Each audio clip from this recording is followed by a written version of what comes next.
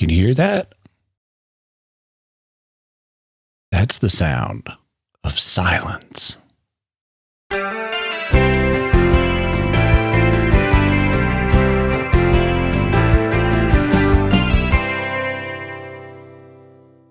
Howdy, darkness, my old friend. I've come to talk with you again about the sound of silence.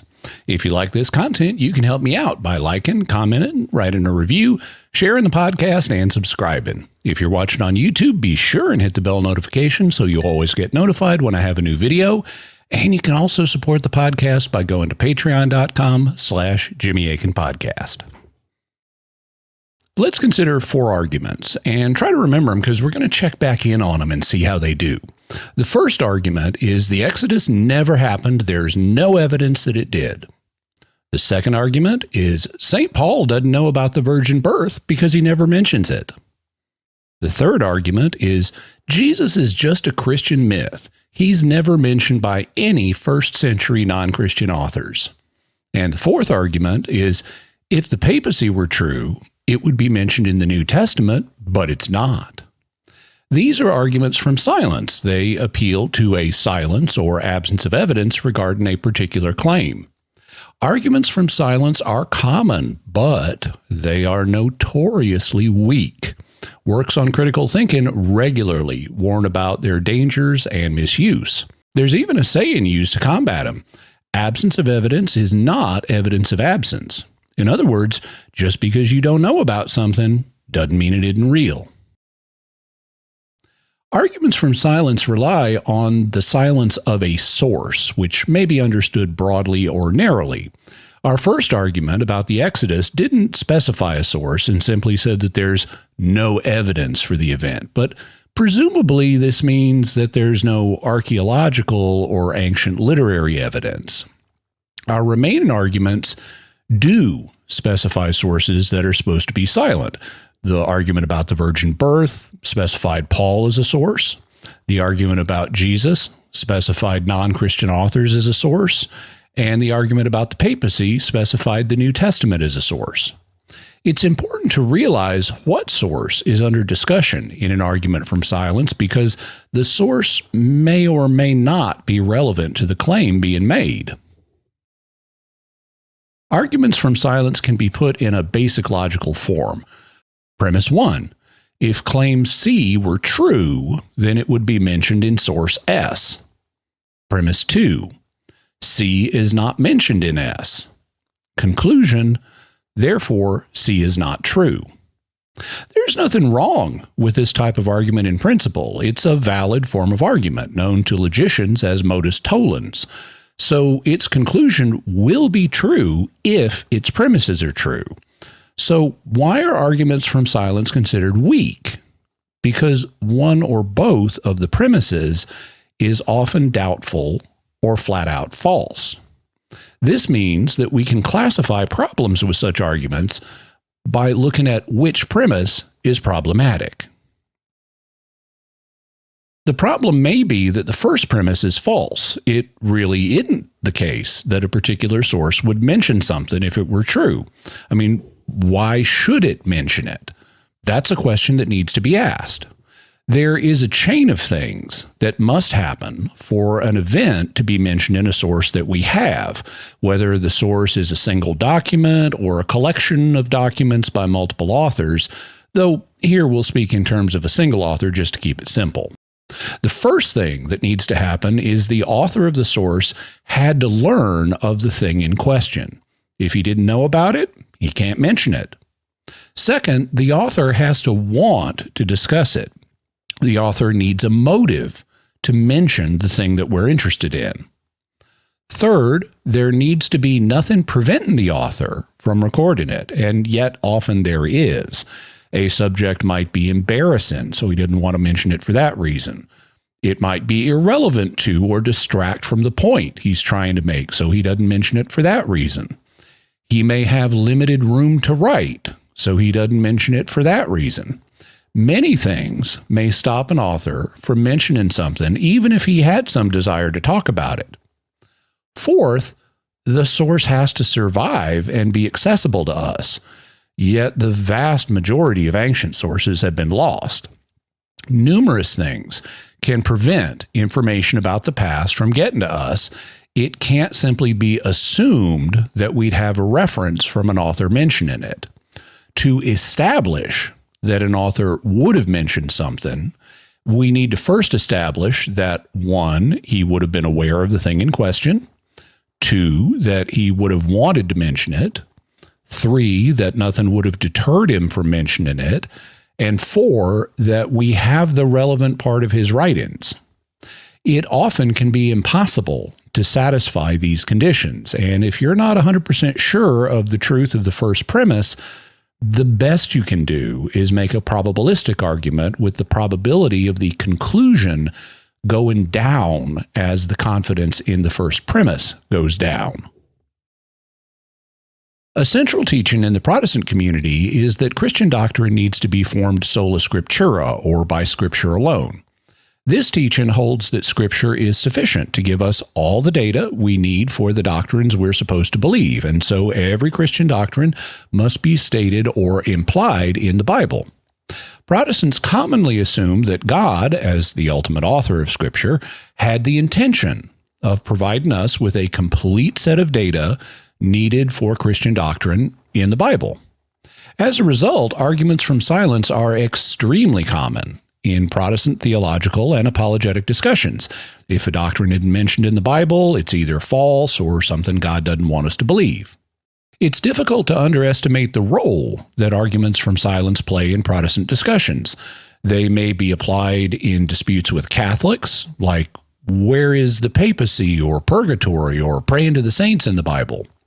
Or they may be used in intra-Protestant disputes between Protestants, like where is infant baptism or the rapture or the perseverance of the saints in the Bible? All such arguments depend crucially on the initial premise of sola scriptura.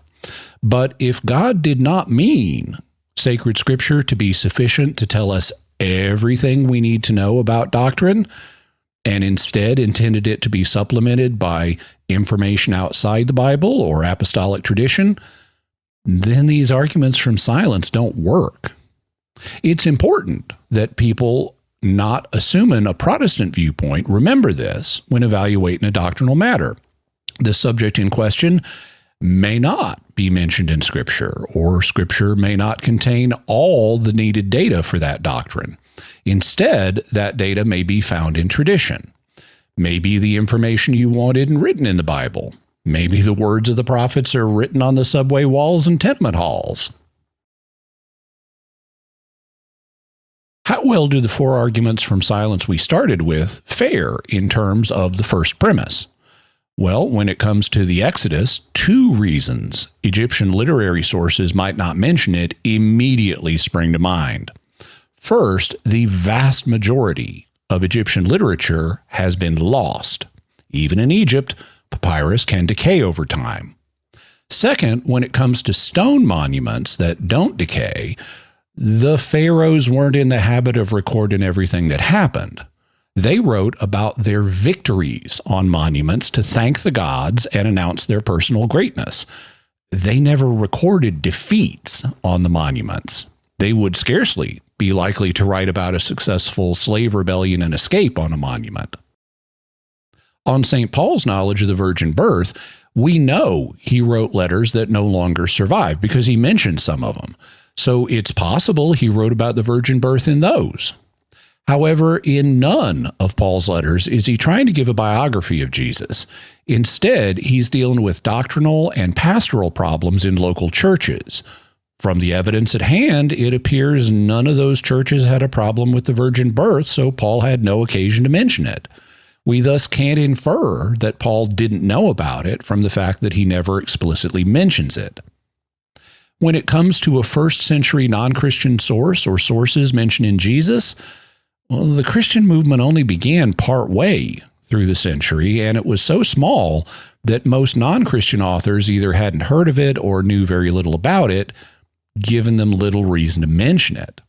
By the end of the first century, there were only a few tens of thousands of Christians out of the 60 to 75 million people in the Roman Empire. Further, most Christian literature from this period has been lost, and Jesus could have been mentioned in numerous non-Christian sources that we no longer have. To the extent he isn't mentioned in the surviving works, the silence isn't surprising. And on the papacy not being mentioned in the New Testament, well, to the extent that it's not, and we'll have more to say about that, the argument from silence lacks force if sola scriptura isn't true. Arguments from silence can also go wrong due to problems with the second premise, the idea that the source doesn't mention something. First, we've got to deal with the issue of terminology. Language changes over time, and arguments from silence can go wrong when this fact isn't recognized. When evaluating what a source says, we must understand the language and concepts in use at the time the source was written. We can't insist that it use terms that we are familiar with. For example, terms like papacy, purgatory, sola scriptura, and total depravity are all post-biblical, and it would be a mistake to insist on seeing these terms used in Scripture. Even if we were to assume sola scriptura, the question would not be whether these terms are found in the Bible, but whether they reflect concepts that are found in the Bible. Second, we must ask whether a source really is silent, and there are a range of possibilities. It may be that the source actually does mention what we're investigating, even multiple times, yet the person mounting the argument from silence hadn't recognized it. In this case, the source is not silent at all. On the other hand, there may not be an explicit mention of our topic, but it may be implied by one or more passages. In this case, the source's silence is apparent rather than actual. For example, the Trinity is not explicitly discussed in Scripture. There are no passages that say God is one being in three persons. But there are multiple passages that, taken together, imply that this is the case. Finally, it may turn out that the source doesn't state or imply what we're after, but it may contain information that is consistent with or even suggestive of the thing we're after. In this case, the source is only partially silent. Our four initial arguments each encounter problems with their second premises.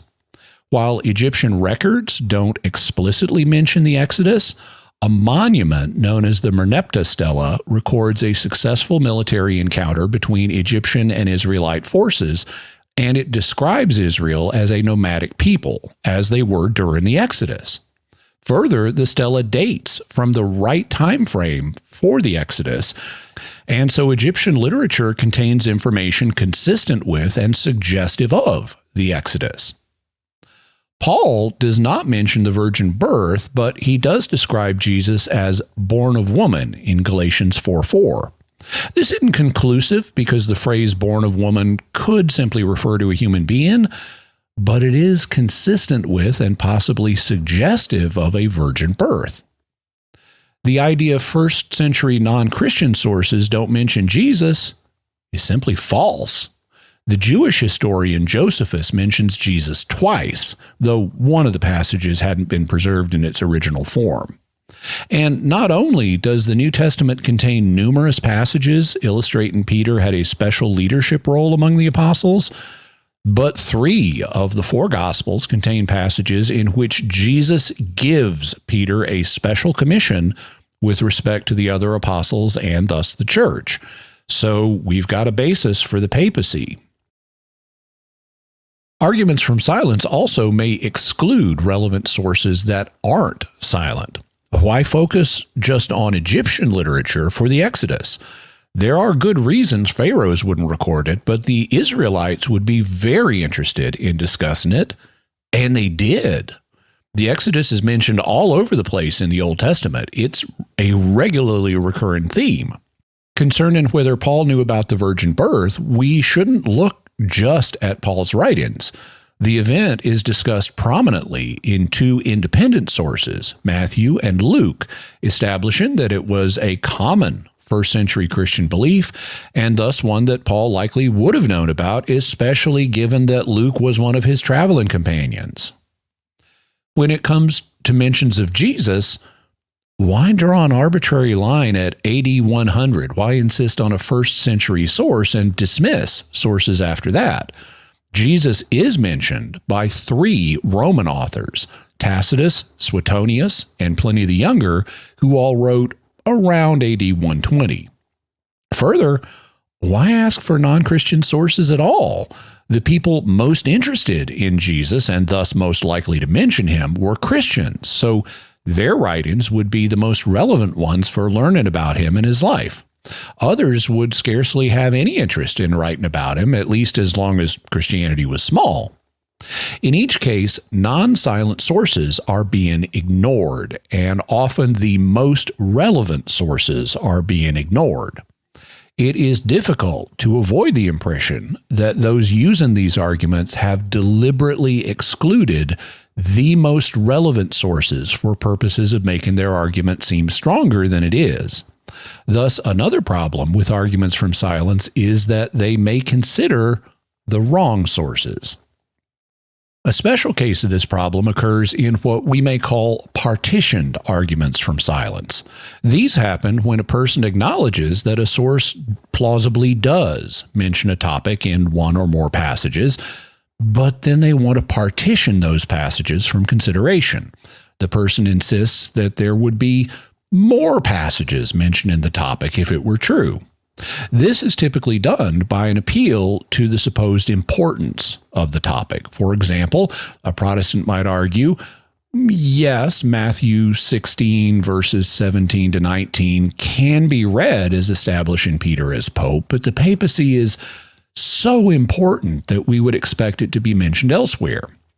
If one then points out that Luke 22 verses 24 to 32, and John 21, verses 15 to 17, also support the idea of the papacy, these may be partitioned as well. In fact, no matter how many passages are brought forward, an opponent may always demand more passages than have been presented. From a psychological perspective, it's understandable that a person who is not convinced of a position will want more evidence than he's seen, especially if he's already committed to a contrary position. However, from an objective perspective, this kind of partitioning seriously undermines the argument from silence. In the first place, the tactic admits that the source, at least plausibly, is not silent at all. In the second place, the assessment, but there should be more, is entirely subjective. And in the heat of a discussion, the topic may take on an exaggerated importance in the person's mind. It may seem highly important in the moment, but it may not be in the overall scheme of things. Further, the tactic can be applied in any discussion, for one can always demand more evidence than you've been shown. This is the case even when we're agreed that we have non-silent sources. A skeptic may say, I don't care that Matthew and Luke explicitly state that Jesus is born of a virgin. I want to see more evidence for this. In fact, that's the usual reason people want to see Paul mentioned in the virgin birth in the first place, as Paul is allegedly writing earlier than Matthew and Luke. Whether one partitions entire sources, like Israelite literature, Christian literature, or even just Matthew and Luke, or whether one partitions just parts of sources, like Josephus's mentions of Jesus or Matthew 16, the tactic of silence by exclusion is yet one more reason why arguments from silence are notoriously weak and must be carefully evaluated. If you like this content, you can help me out by liking, commenting, writing a review, sharing the podcast, and subscribing. If you're watching on YouTube, be sure and hit that bell notification so you always get notified when I have a new video. You can also support the podcast and get early access to episodes by going to patreon.com/Jimmy Akin Podcast. Thank you. I'll see you next time, and God bless you always.